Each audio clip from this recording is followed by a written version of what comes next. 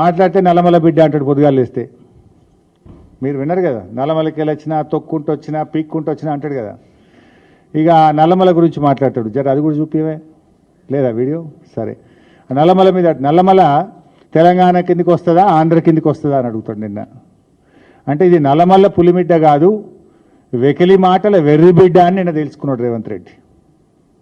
నల్లమల్ల కిందికి వస్తుంది యాడు ఉంటుందని కూడా అడుగుతాడా?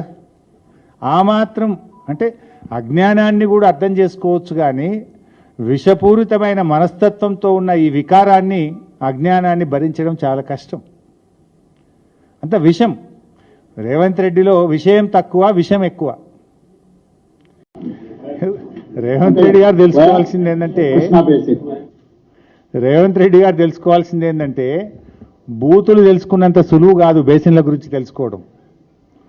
బూతులు మాట్లాడినంత సులువు కాదు బేసిన్ల గురించి అర్థం చేసుకోవడం. రేవంత్ రెడ్డి గారు, నీ చిల్లర రాజకీయాలతో నీ అజ్ఞానాన్ని బయట పెట్టుకొని రాష్ట్రం ముందు పరువు తీసుకున్నావు నిన్న నువ్వు.